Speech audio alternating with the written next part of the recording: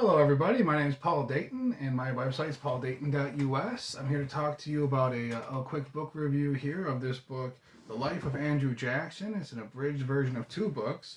The Border Captain is the first, and The Portrait of the President is the other. The author is Marquise James, or Marquis James. I'm not sure how they pronounce it. Um, this is an outstanding book. What makes a masterpiece of a history book is either, on the one hand, taking events of the past and making them showing how they're relevant to events of present day whenever the writer is writing. But in this case, what they're really shooting for is taking the reader of the future and bringing them back into the past so they can really understand more of a first-hand account of things that went on, with the benefit of hindsight. So all of the personal papers have been found of the people involved, and all the deathbed confessions have been made, and all the items have been, all the declassified documents have become declassified. So that's one reason that I personally also prefer to cover and deal with events that are, at least 30 to 50 years in the past, because we know the whole story. We can speak with confidence and full and complete authority about the outcomes of those events. Uh, in a way that we cannot talk about things that are, a month or a year or 3 years old, but things that are a month, a year, or 3 years old that have been tried over and over and over again. We can go to the prior examples and show concretely what outcome we can expect from those things. So anyway, this book is a great, again, this is a great U.S. history book if you want a one-stop shopping to learn about, roughly 3/4 of a century of U.S. history. Andrew Jackson was involved in a lot of stuff. As a teenager, as a young boy, he was involved in the fight for American independence, the Revolutionary War. This book shows a little bit of the screwing the combat veterans. Of course, the brand new country didn't have any money, but the combat veterans were kind of gypped on some of their compensation they were promised, even though they won the war. This shows that. It shows Jackson's involvement with the fight.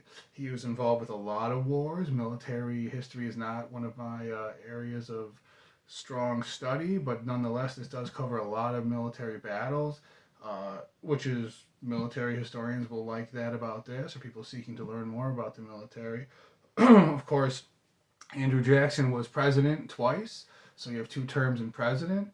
In the White House before he was elected president. You have a very interesting episode in which there was some electoral hanky panky in 2020. There was some foul play with the U.S. presidential election. Of course, there have been several instances in which there have been well known and well documented questionable or stolen presidential elections.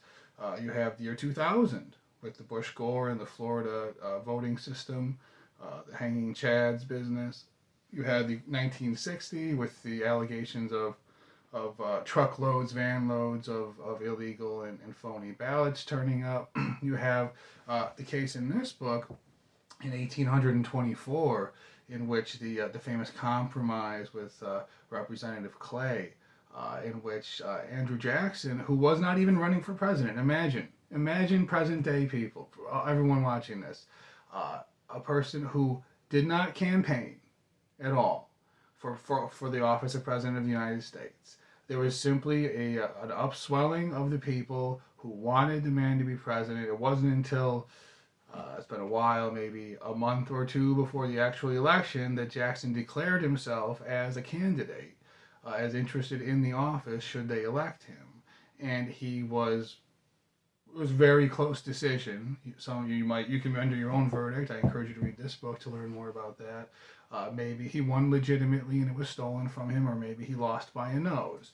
But nonetheless, a man who did not campaign at all in 1824 probably was elected president, rightfully, and was cheated of the office. John Quincy Adams took office through that backstage hanky panky, and there's a lot more specifics in this book regarding that.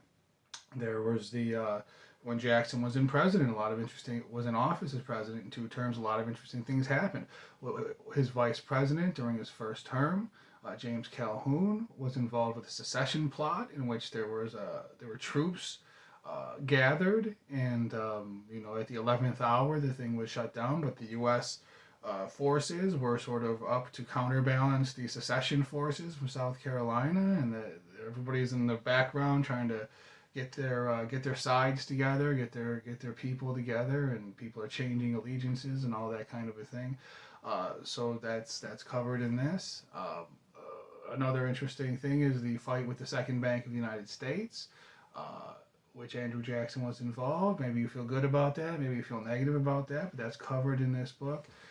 There's a lot of really interesting stuff. You do have to sit through. It is a personal biography. You do have to sit through his, love affair and his deal with his family, and there's a lot of time spent on that. Maybe you care about that. For me, as a history book, I want to learn about the substance of what actually happened.